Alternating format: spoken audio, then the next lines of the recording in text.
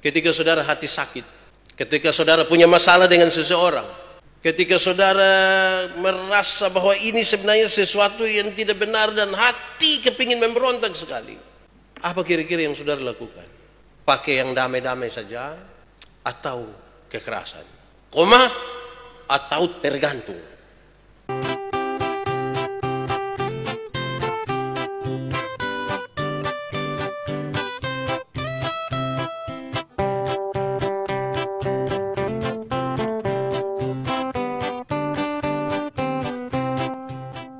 Bapak Ibu Saudara-saudara, mari kita berdoa untuk pemberitaan firman Tuhan. Kita berdoa. Ya Tuhan Allah, kami mohon kepadamu, kuatkanlah dan teguhkanlah iman kami oleh Roh Kudus-Mu, supaya waktu di mana kami akan belajar dari firman Tuhan, sungguh-sungguh kami dikuasai oleh Roh Kudus-Mu untuk memahami kehendak-Mu dan memampukan kami untuk melakukan kehendak-Mu dalam hidup kami. Karena kami tahu tanpa Tuhan kami tidak mungkin melakukan apa-apa sekalipun kami tahu dengan pasti tentang kebenaran firman-Mu. Jauhkanlah semua penggoda pencobaan. Biar dalam damai sejahtera-Mu kami belajar firman Tuhan. Kami rindu pada firman-Mu. Berfirmanlah bagi kami Tuhan. Dalam nama Yesus, firman yang hidup itu kami berdoa. Amin.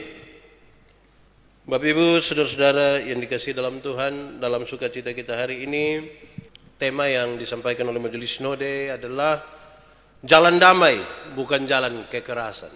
Jalan damai, bukan jalan kekerasan. Pembacaannya terbaca dari Injil Matius pasal 26 ayat 47 sampai ayat yang ke-56. Injil Matius pasal 26 ayat 47 sampai ayat yang ke-56. Firman Tuhan berkata demikian. Yesus ditangkap. Waktu Yesus masih berbicara, datanglah Yudas, salah seorang dari ke-12 murid itu, dan bersama-sama dia serombongan besar orang yang membawa pedang dan pentung, disuruh oleh imam kepala dan tua-tua bangsa Yahudi. Orang yang menyerahkan dia telah memberitahukan tanda ini kepada mereka. Orang yang akan kucium, itulah dia, tangkaplah dia. Dan segera ia maju mendapatkan Yesus dan berkata, "Salam Rabi," lalu mencium dia. Tetapi Yesus berkata kepadanya, "Hai teman, untuk itukah engkau datang?" Maka majulah mereka memegang Yesus dan menangkapnya. Tetapi seorang dari mereka yang menyertai Yesus mengulurkan tangannya, menghunus pedangnya dan meletakkannya kepada hamba imam besar sehingga putus telinganya. Maka kata Yesus kepadanya, "Masukkanlah pedang itu kembali ke dalam sarungnya. Sebab barang siapa menggunakan pedang akan binasa oleh pedang. Atau kau sangka bahwa aku tidak dapat berseru kepada Bapakku supaya ia segera mengirim lebih dari 12 pasukan malaikat membantu aku? Jika begitu, bagaimanakah akan digenapi yang tertulis dalam kitab suci yang mengatakan bahwa harus terjadi demikian?" Pada saat itu Yesus berkata kepada orang banyak, "Sangkamu aku ini penyamun? Maka kamu datang lengkap dengan pedang dan pentung untuk menangkap aku. Padahal tiap-tiap hari aku duduk mengajar di bait Allah dan kamu tidak menangkap aku. Akan tetapi semua ini terjadi supaya genaplah yang ada tertulis dalam kitab nabi-nabi." Lalu semua murid itu meninggalkan dia dan melarikan diri. Demikian firman Tuhan. Berbahagia setiap orang mendengar firman, memelihara dan melakukan dalam hidup setiap hari. Bapak Ibu Saudara-saudara, Shalom. Saudara-saudara, tema kita hari ini adalah jalan damai, bukan jalan kekerasan. Saya ingin mulai dengan meminta saudara berpikir sedikit. Ketika saudara hati sakit, ketika saudara punya masalah dengan seseorang, ketika saudara merasa bahwa ini sebenarnya sesuatu yang tidak benar dan hati kepingin memberontak sekali, apa kira-kira yang saudara lakukan? Pakai yang damai-damai saja atau kekerasan? Atau tergantung? Anda jual, saya beli. Renungkanlah sedikit. Pernah dengar kok tidak kalau orang bilang begini, biar sapa, pembalasan hanya dari Tuhan. Pernah kok? Atau sendiri omong, biar pembalasan dari Tuhan. Ataukah kalau saudara nonton film atau kalau orang main gila, dong selalu bilang begini, nyawa atau harta. Ini gambaran-gambaran tentang pilihan-pilihan, mau yang damai atau dengan kekerasan. Saudara-saudara, biasanya kalau kita ada dalam pergumulan yang berat, masalah yang berat, itu urusan dengan orang lain, dengan seseorang. Saya mencatat bahwa kira-kira ada 4 hal yang bisa dilakukan. Atau kita bisa bagi dalam 4 hal ini. Saudara boleh renungkan saudara ada di bagian mana. 1, biasanya kalau ada masalah, jalan yang kita pilih itu adalah jalan damai. Kita mulai dulu dengan jalan damai. Suami bikin tak salah, bap mantu bikin tak salah, istri bikin tak salah, tetangga-tetangga bikin tak salah, orang-orang yang bekerja sama dengan kita bikin salah. Sudah jalan damai. Tapi ini jalan damai yang kita maksudkan itu diam. Ada yang salah sudah diam-diam. Diam. Itu paling banyak terjadi di rumah tangga tuh. Kalau satu semua diam itu, wah itu masalah itu. Apalagi selama ini dia cerewet, marta kuju kita datang dia diam tak kuju, masalah itu. Diam, ada yang menangis, masuk di kamar menangis, keluar datang kita tanya menangis, soalnya mata kayak agak kenapa kok menangis. Ada yang ikut saja, sudah saya ikut saja. Kalau memang kamu mau begitu saya ikut saja. Walaupun sebenarnya hati sakit betul, tapi ikut saja. Koma di situ, tapi dia menunggu kabar buruk. Itu kabar buruk itu biar begini. Kita lihat tak kuju dengar yang bersangkutan yang kita marah tuh dia tiba-tiba celaka, dia tiba-tiba sakit, dia tiba-tiba dengan susah gitu. Itu toh. Betul bilang. Menurut saudara itu betul-betul jalan damai. Diam, menangis, meminta untuk sudah ikut saja sambil menanti kabar buruk. Tapi ini kira-kira yang pertama biasa dilakukan. Kedua, banyak yang ketika ada masalah seperti itu, jalan yang dia pilih adalah jalan kekerasan. Bahasanya keras. Dia memaki. Mau ada orang kok tidak ada orang, dia maki. Bahasa keras. Sikap juga keras. Bisa berpukul itu. Bisa marah. Dan seterusnya. Kedua, jalan damai, jalan kekerasan. Biasa di mana? Ketiga, ketika orang bergumul dengan masalah-masalah tertentu, dia memilih untuk berpisah. Daripada kita tinggal bersama-sama, daripada kita dekat tapi bakal lain terus-terus, lebih baik menjauh. Beberapa orang sudah tidak lagi mampu untuk urus ini rumah tangga, sudah kita dua berpisah sudah. Kenapa kau mau cerai? Tidak cocok lah Bapak, tidak bisa, tidak cocok. Separuh nikah habis, tinggal lembab mantu, mama mantu, rasa bakal lain tiap hari. Tak salah, tiba-tiba kucing yang kasih jatuh piring, mam tua langsung langsung kita itu lupa mama itu lebih biar kita kosa di samping mam tua rumah, kira-kira begitu. Berpisah saja daripada kita dekat kok bakal lain terus itu. Kalau yang masih muda dong lebih memilih putus, lebih baik hidup sendiri daripada ini baru pacaran sebegini Pak, hidup hanya penuh dengan cemburu Pak. Padahal saya cemburu dia sebenarnya, tapi putus. Atau yang keempat, saudara-saudara, biasanya ketika ada masalah, orang berusaha begitu rupa untuk melupakan masalah. Dia berjuang begitu rupa untuk melupakan masalah, sengaja diabaikan saja itu masalah. Sengaja tidak mau pikir, padahal sebenarnya dia ada pikir itu. Makin berat satu masalah, makin sulit untuk kita lupakan sebenarnya. Tapi ada upaya begitu rupa untuk melupakan masalah itu. Saudara tinggal pilih, biasanya saudara ada di mana? 1, 2, 3, atau yang keempat. Silakan saudara pikirkan sendiri, tidak usah tunjuk, tidak usah bayangkan suami punya, ini saya suami ini biasa di ketiga, saya yang biasa di kedua. Jadi begitu juga ini untuk diri sendiri. Saudara-saudara, sebelum lebih jauh untuk masuk dalam teks ini, saya mengingatkan kisah dulu Pak Jidon cerita begini. Ada satu keluarga miskin, satu bapak dan dia punya anak. Hari itu mereka lapar, tidak ada makanan. Mereka pergi ke pantai, memancing, dan kemudian mereka dapat satu ikan besar. Mereka pulang dengan gembira, hari ini sudah ada makan ini. Hari ini ada makan. Tetapi ketika mereka lewat istana raja, raja lihat ini ikan ini, raja suka. Raja panggil, orang tua, kamu dapat itu ikan di mana?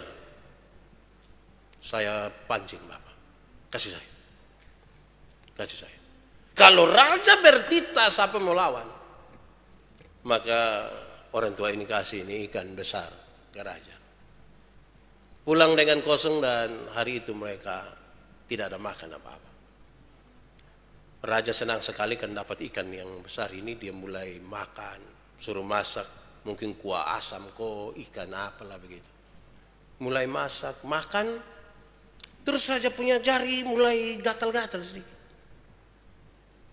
Gatal-gatal sedikit, mulai luka, makin besar. Dipanggillah para penasihat istana.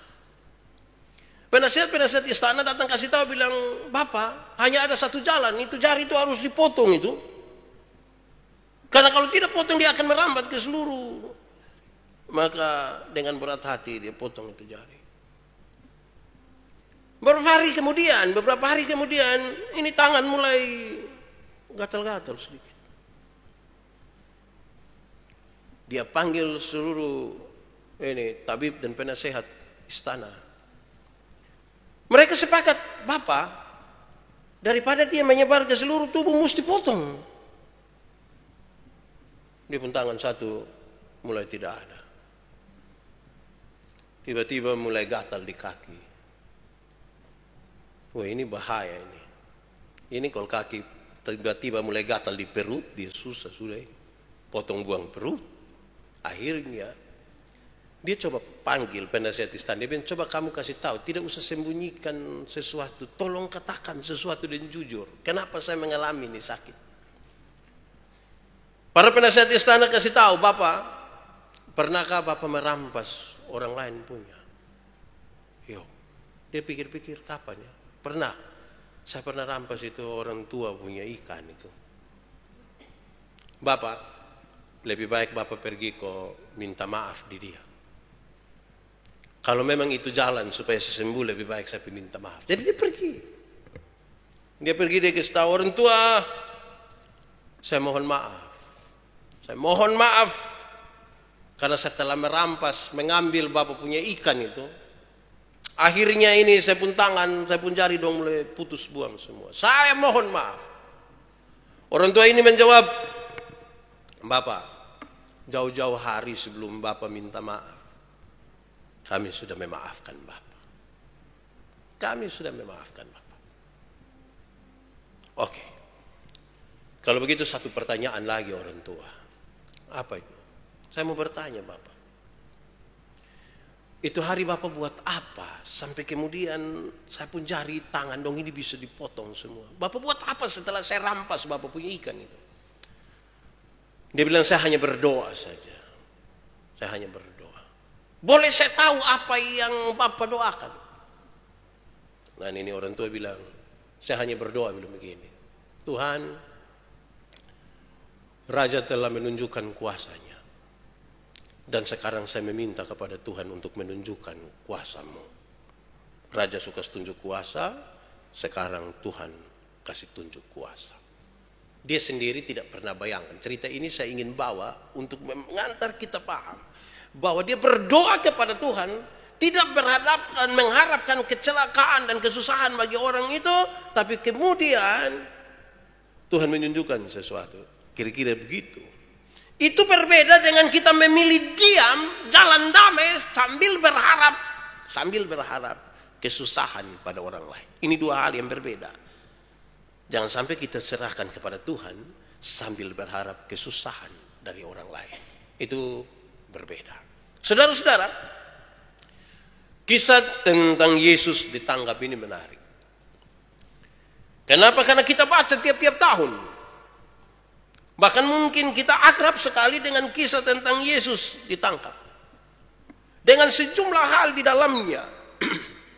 Mulai dari percakapan dengan murid-murid yang bersama-sama dengan Yesus, datangnya Yudas bersama-sama dengan pasukan Romawi itu, sampai Petrus memotong telinga dari Maltus, dan seterusnya.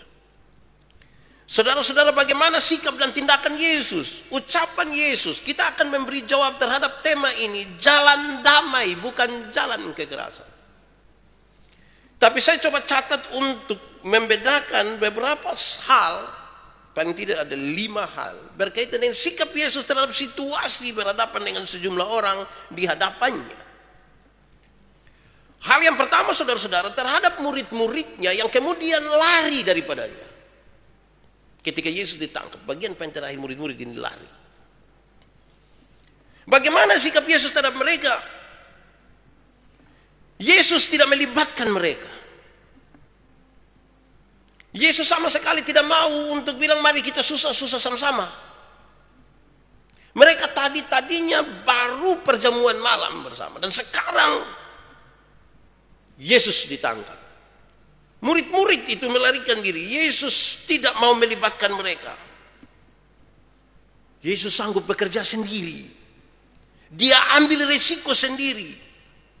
Dia tidak mempengaruhi orang lain untuk memusuhi orang lain. Biarlah sikap itu muncul dari mereka sendiri. Sikap Yesus. Dan saya kira kita butuh belajar ini. Saya ini ketika tidak suka satu orang, saya bisa pergi untuk membentuk opini, bahkan mengajak satu orang, mengajak orang lain untuk membenci orang yang saya tidak suka. Saya kira ini masalah. Ini bukan jalan damai. Jalan damai yang Yesus ambil itu adalah risiko ini dia tanggung sendiri. Dia tidak libatkan orang lain. Dia tidak berusaha untuk mempengaruhi orang lain supaya membenci orang lain. Renungkanlah. Saya kalau sejengkel satu itu, saya kasih tahu satu kok jengkel dia, satu jengkel dia. Woi, itu juga tidak baik. Dan saya ketika buat khotbah ini, saya pikir saya mesti bertobat ini. Karena tiap hari piko suruh-suruh orang membenci orang lain. Saya kira itu hal yang tidak bagus. Itu bukan jalan damai. Kekerasan ini jangan dilihat sebagai kekerasan fisik semata, tapi berusaha untuk hal-hal yang membuat orang itu jadi tidak disukai. Saya merasa bahwa ini sebuah kekerasan psikologi, ini tidak bagus. Bertobat. Itu pertama. Kedua, terhadap Yudas. Ketika kepada murid-murid Yesus tidak mau melibatkan mereka sebagai jalan damai, bukan kekerasan. Bagaimana terhadap Yudas? Yudas yang Yesus sapa sebagai kawan, yang tadi baru makan bersama-sama dengan Yesus, dengan murid-murid yang lain. Yesus sebut dia kawan. Untuk itu kan engkau datang. Tetapi terhadap kawan ini, Yesus membuka kesalahannya di situ. Padahal mungkin Yudas punya motivasi yang lain. Tapi Yesus menunjukkan dengan baik ini kesalahan. Yudas itu berpikir Yesus ini bisa diandalkan. Yesus bisa diandalkan. Setiap kali ada pertanyaan sulit dari pemimpin-pemimpin Yahudi, pemimpin agama, dia jawab dan mereka sulit untuk membantahnya. Dia bisa membuat mujizat. Ini orang yang baik. Mereka telah memanggil dia guru dan mereka membayangkan kalau dia Mesias, segera dia akan memimpin Yahudi. Bagi Yudas ini sesuatu yang mungkin masih masuk akal. Apalagi dalam kisah tadi masih ditemukan ketika Yesus bilang sama Petrus, saya bisa meminta kepada Bapa untuk mengirimkan lebih dari 12 pasukan malaikat menolong saya. Yesus sangat pantas di situ dalam kacamata Yudas, yang Yesus sapa dia sebagai kawan. Tetapi Yesus menelanjangi dosa yang dilakukan oleh Yudas. Bagi kawan, Yesus kasih tahu, ini kesalahan, ini dosa. Saudara, jalan damai itu begitu. Jalan damai itu jangan hanya karena kawan, kita tidak sanggup kasih tahu dia salah. Jangan pikir jalan damai itu sudah diam saja daripada ada masalah. Yang jalan damai itu benar tetap benar, salah tetap salah. Terhadap kawan harus berani katakan ini salah kawan. Terhadap suami kita boleh katakan salah. Terhadap istri kita katakan salah. Kalau salah, jangan kalau dia benar juga kita bikin dia kesalah-salah, itu juga salah. Kadang-kadang persahabatan kita sangat kuat, kita terlalu intim sampai kita tidak bisa melihat kesalahan di antara kita. Padahal untuk jalan damai bukan berarti tidak boleh berkata itu salah. Salah-salah saja. Kalau kita mau belajar betul dari Yesus ketika memilih jalan damai. Karena ini perdamaian yang Yesus maksudkan itu bukan saja damai di antara kita dua, tapi damai di antara kita dua dan damai di antara kita dengan Tuhan. Karena pendamaian yang Yesus maksudkan itu bukan pendamaian sesaat. Ini pendamaian kekal bersama-sama dengan kita, tapi juga bersama-sama dengan Tuhan. Supaya kita kalau salah, bilang salah saja, tidak apa-apa toh. Ketiga, terhadap para tentara. Terhadap para tentara Romawi yang datang kepada Yesus. Bagaimana sekarang Yesus ada pada jalan itu yang kita sebut dengan jalan damai? Yesus menunjukkan tanggung jawabnya yang luar biasa. Tanpa ketakutan. Yesus tidak melarikan diri. Dia bertanggung jawab. Karena ada misi yang dia bawa untuk penyelamatan umat manusia, bahkan dunia. Dalam tanggung jawab itu, dia berdiri tanpa melawan terhadap mereka. Betapa Yesus sangat menguasai situasi hari itu. Saya membayangkan saudara-saudara, Yesus terlalu luar biasa. Karena memang dia luar biasa.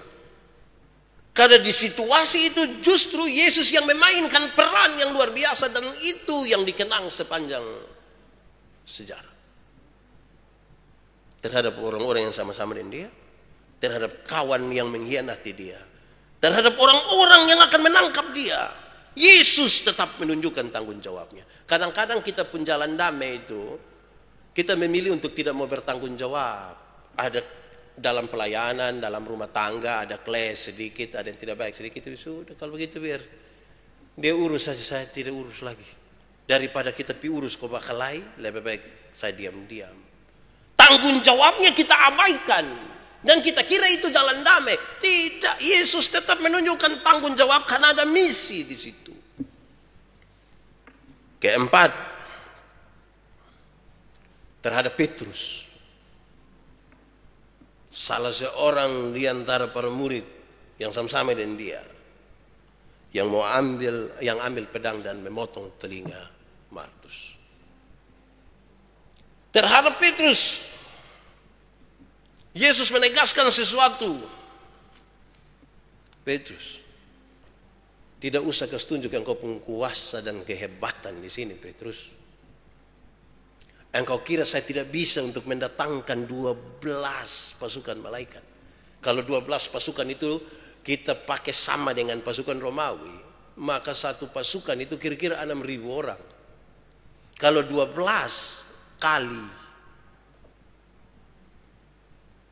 12 kali 6.000, banyaklah. Tidak usah. Kepada Petrus itu Yesus kasih tahu, tidak usah untuk menunjukkan apa-apa di situ. Biar saja. Saya juga bisa. Tapi kan ada misi besar ini. Engkau harus tadi yang ketiga. Bertanggung jawab saja. Cukup. Diam-diam di situ.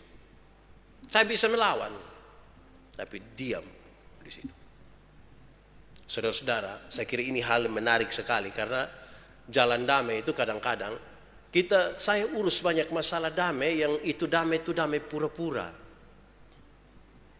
Di hadapan yang pokoknya yang formal itu kita bilang kita bersyukur kepada Tuhan karena dua orang yang sudah lama sekali ini bermasalah, bertengkar, bermusuhan, tapi sekarang mereka sudah bisa berdamai.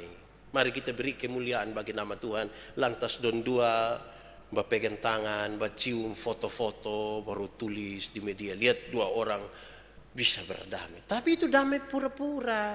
Di belakang dong bisa setel kekuatan lain untuk menghancurkan orang yang tadi disebut berdamai. Jadi jalan damai itu bukan jalan pura-pura sambil diam-diam setel orang lain untuk menghancurkan orang lain. Itu bukan damai, bukan jalan damai. Itu juga jalan kekerasan namanya.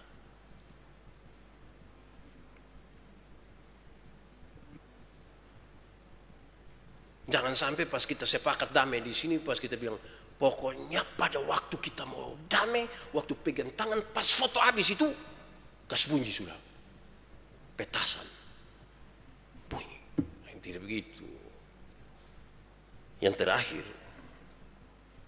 kepada Maltus yang telinganya dipotong. Dalam situasi itu, ketika Maltus pun telinga sebelah putus, Yesus omong habis dan Petrus, dia ambil Maltus pun telinga, dia taruh kembali. Saudara-saudara, kisah itu sepotong saja, tapi menarik. Kenapa? Sepertinya terlampau sempurna kisah itu. Sampai-sampai diabaikan oleh banyak orang, tidak ribuan, tapi banyak orang yang ada di situ dan melihat hal itu. Terlampau sempurna sampai mereka tidak bisa berbuat apa-apa. Lihat, sepertinya itu telinga tidak pernah kena parang sama sekali. Yesus menunjukkan mujizatnya dan saya sebut sebagai mujizat yang sempurna sekali ditunjukkan di situ. Saya tidak ingin mengatakan bahwa ada mujizat yang tidak sempurna, bukan. Saya menggambarkan bahwa ini kemudian membuat mereka heran dan tidak bisa dibantah sama sekali. Betapa Yesus menguasai sebuah keadaan waktu itu yang sesungguhnya dia dalam keadaan sangat-sangat terjepit. Ini antara hidup dan mati, karena segera setelah ini 12 jam terakhirnya itu bermasalah sekali. Dia disiksa. Tapi dia menguasai betul situasi itu sehingga jalan damai yang dia pilih ini jalan yang benar-benar dinyatakan dengan damai. Terhadap orang-orang yang bersama-sama dengan dia. Terhadap kawan yang mengkhianati dia. Terhadap orang-orang yang akan menangkap dia. Terhadap Petrus yang ingin membela dia. Terhadap orang yang sementara kesakitan oleh karena telinganya putus. Yesus menjadi pusat sekali di situ. Saudara-saudara, kalau kisahnya kira-kira seperti itu, mari kita lihat saudara-saudara, bahwa jelas sekali Yesus tidak bisa diombang-ambingkan. Ketika dia berada pada jalan di mana dia harus melaksanakan tanggung jawab pendamaian itu antara manusia dengan Tuhan Allah karena telah dipisahkan oleh dosa. Yesus terlalu kuat di situ. Karena itu jalan damai yang Yesus lakukan itu, bahkan kemudian kalau kita berefleksi, jalan damai itu menjadi penting, bukan kekerasan. Untuk apa? Untuk mencapai tujuan. Kita berusaha ini ada tujuan. Kita menikah ada tujuan. Kita bergereja ada tujuan. Kita membangun kelompok ada tujuan.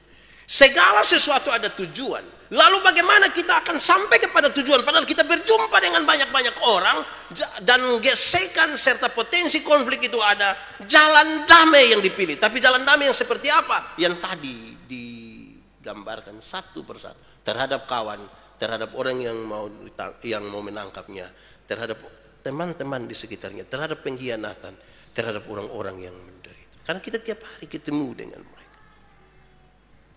Ada tujuan di situ. Jalan damai diperlukan untuk tujuan itu tetap ada. Saudara boleh renungkan sedikit tujuan rumah tanggamu, tujuan usahamu, tujuan bergerejamu, dan seterusnya. Jalan damai. Saudara, ketika kita kami rapat untuk mau memulai kembali ibadah di gereja, kami harus diingatkan, majelis ingatkan, Bapak Pendeta dong yang pimpin ibadah, tolong ingatkan. Pasti dalam konteks ini, tapi pakai jalan damai. Yang tidak pakai masker itu tolong kau pakai, karena kita punya tujuan bersama. Jangan sampai kita malas tahu dengan keadaan, lantas kita tegur, kau tambah masalah. Waktu itu kami rapat ada yang begini, tapi ada orang yang kepala batu, kita omong dia tambah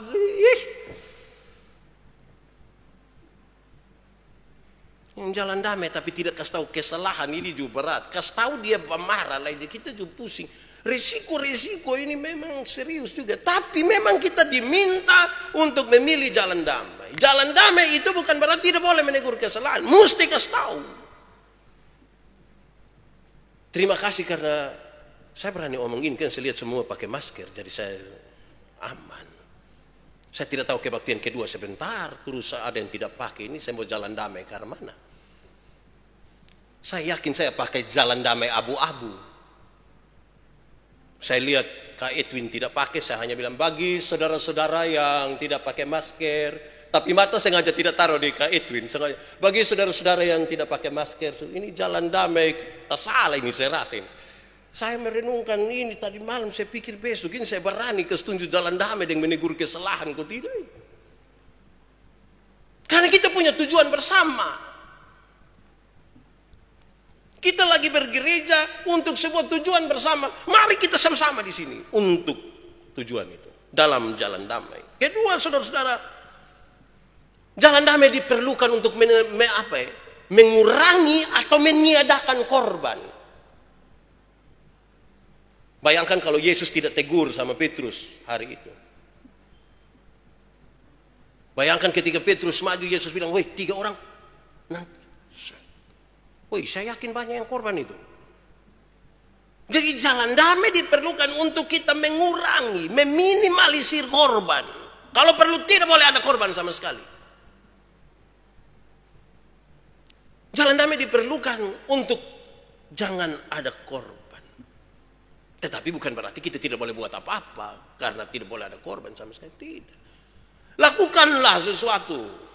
Tetapi dalam jalan damai yang kita pilih itu, jangan sampai kita korbankan orang lain.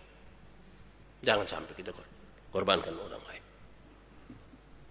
Jalan damai itu diperlukan untuk sebuah pemulihan. Ini yang ketiga. Jalan damai diperlukan untuk sebuah pemulihan.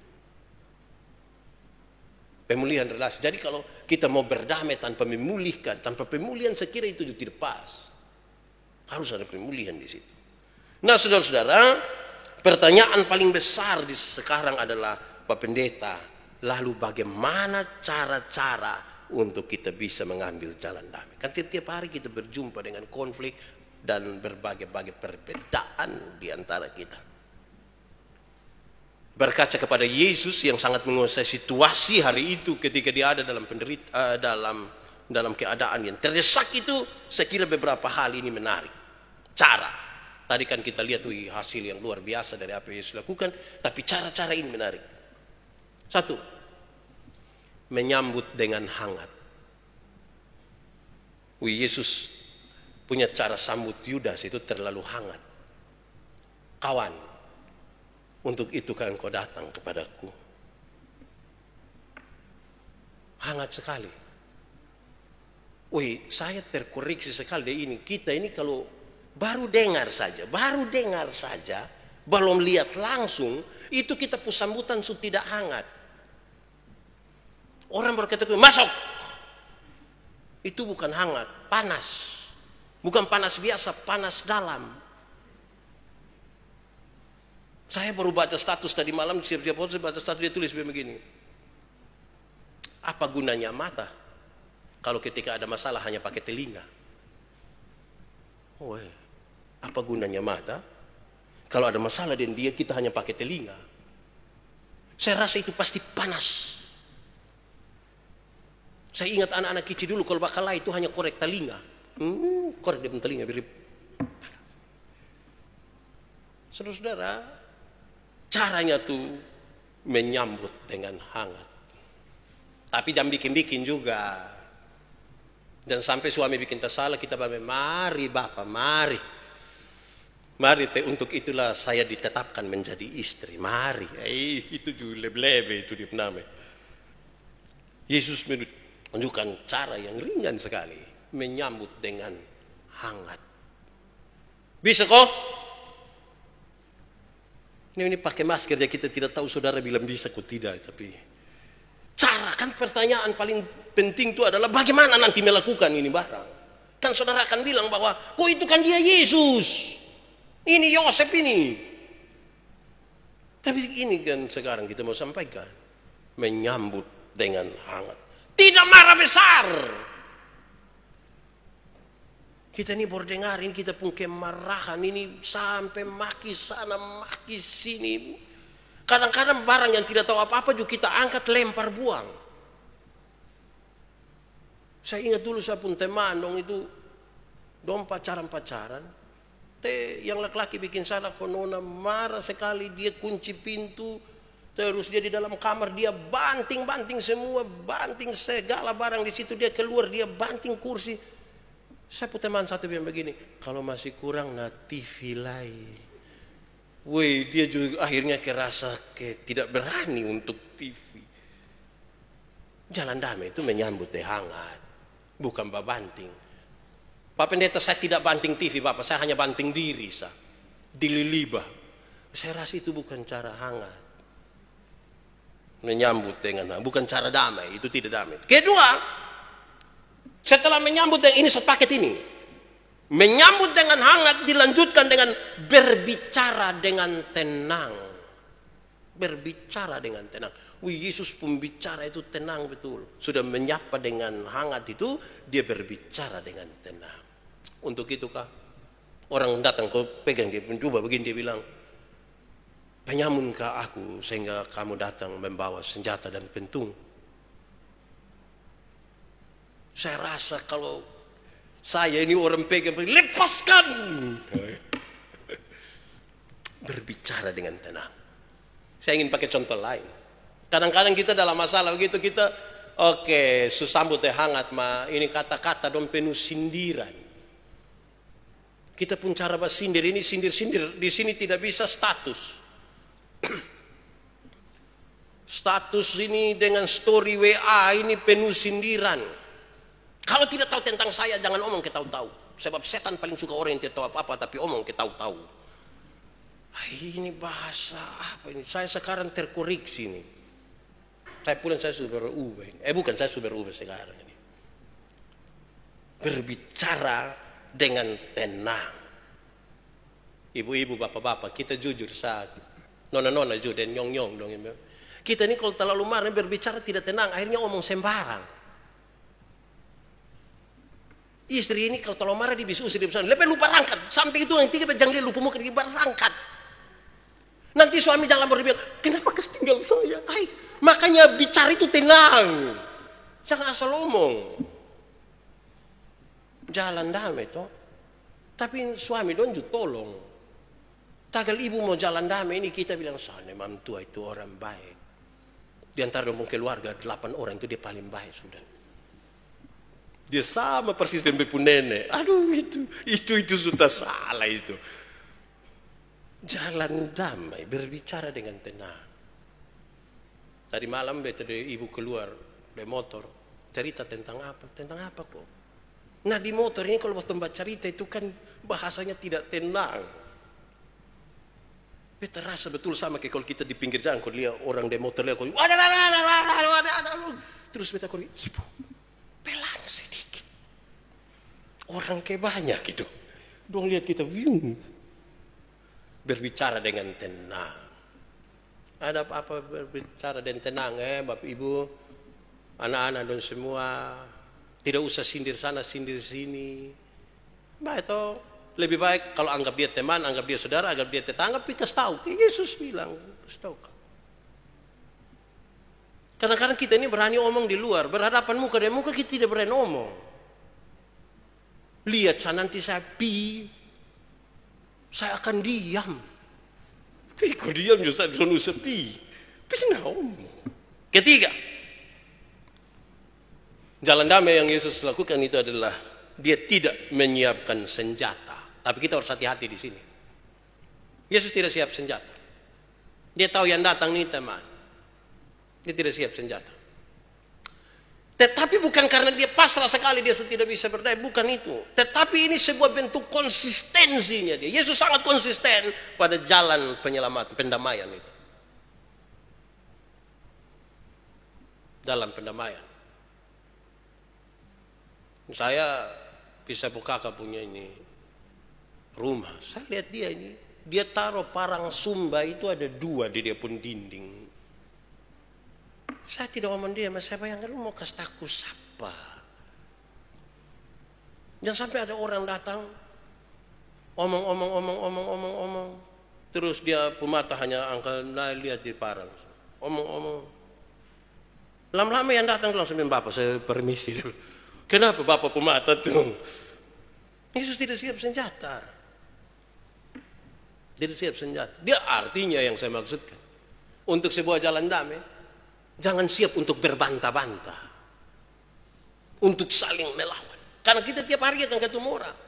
Bayangkan kalau tiap hari kita ketemu satu, kita siap bakal lain. Siap ketemu satu, siap bakal lain. Ketemu satu, siap pemaki. Ketemu satu. Wih, kita pun hidup pun pun terikat lah ini. Sudah. Salosa. Santai-santai. Ketemu saya. Ada polisi lewat rumah bilang, Pak, mau tangkap saya. Tidak, saya kira tidak begitu juga. Tapi maksudnya, mari kita tidak ada masalah tuh jangan siap duluan untuk mau melawan, berperang dan lain sebagainya. Jangan itu. Banyak orang ketika ada masalah, kecenderungan pertama tuh memproteksi diri. Tidak apa-apa, tapi jangan proteksi diri siap senjata, siap kasih mati orang. Bukan itu. Terakhir, dalam itu semua saudara-saudara bagian yang terakhir ini untuk jalan damai itu menguasai diri. Menguasai diri. Yesus menunjukkan sebuah cara yang hebat penguasaan dirinya. Kau kira saya tidak bisa untuk meminta 12 pasukan malaikat datang ke sini? Yesus sangat kuasai diri. Ada godaan yang sangat kuat untuk Yesus bisa mengatakan itu, menyatakan itu, tetapi tidak. Dia kuasai diri. Ada masalah tolong kuasai diri. Karena kuasai diri itu baik. Ada sesuatu. Jangan hanya masalah yang sebenarnya tidak sebesar pengorbanan kita selama ini. Kadang-kadang kita pun cara pandang itu yang bikin kita tidak bisa kuasai diri. Kita sudah menikah 15 tahun. Terus ada laki-laki lain, ada perempuan lain. Kita sangat tidak kuasai diri dan kita merasa cara berpikir kita begini. Engkau mengkhianati 15 tahun ini. Yang 15 tahun ini kita rasa. Sampai kita ambil tindakan yang kemudian merusak ini barang. Yang karena kita rasa, sudah 15 tahun lah. Padahal kekuatannya ada di 15 tahun. Kalau 15 tahun ini kita bisa jalani sampai hari ini, ada masalah seperti ini saya harus kuasai diri supaya 15 tahun ini jadi 16 tahun, jadi 17 tahun, jadi 18 tahun. Kekuatan. Jangan jadikan dia senjata untuk menghancurkan 15 tahun. Memang kadang-kadang untuk menguasai diri itu agak susah. Kita sering bilang begini, lu tidak tahu. Lu tidak tahu berhadapan dengan siapa? Tiang-tiang listrik dong itu siapa punya? PLN. Bukan saya punya. Jadi kita tuh kalau sudah tidak kuasai diri tuh kita omong gini. Hei, apa? Kita ini batas salah sedikit dalam keluarga dengan keluarga untuk sesuatu misalnya ini orang tua perumah. Kita 4 orang sama-sama pernah duduk sepakat untuk orang tua perumah ini susun baik, jadi kita kerja dulu orang tua perumah. Terus ada satu ini dia yang kasih keluar duit paling banyak ini. Beta yang belum kasih keluar uang karena memang belum nanti. Terus karena jalan damai bilang, Ingat tuh kau tempung kesepakatan 2 tahun lalu. Terus kakak omong begitu, saya rasa tersindir. Saya bilang, apa-apa colo omong ulang. Hei, apa yang saya tidak bisa beli? Hei, apa? Lu jangan baru kasih ini, lu pikir, saya foto. Laut itu siapa punya? Kalau sebegini ini kita rasa tidak betul ini. Yang kuasai diri, kuasailah dirimu, jadilah tenang supaya kamu dapat berdoa. Itu jalan damai. Tuhan memberkati kita. Mari kita tunduk kepala, kita angkat hati kita kepada Tuhan. Kita berdoa. Ya Tuhan, terima kasih buat firman-Mu. Engkau sangat luar biasa bagi kami ya Yesus. Engkau mampu menunjukkan hal-hal yang luar biasa pada jalan-jalan pendamaian itu. Jalan damai-Mu, kami mohon supaya bisa berlaku juga bagi kami. Karena Engkau Tuhan dan sanggup, tapi kami manusia dan kami sadar kami tidak sanggup. Kecuali bersama-sama dengan Tuhan, pasti semuanya bisa terjadi. Tolong kami Tuhan, dan biarlah itu semua terjadi karena kehendak-Mu. Dalam nama Yesus, kami berdoa. Amin.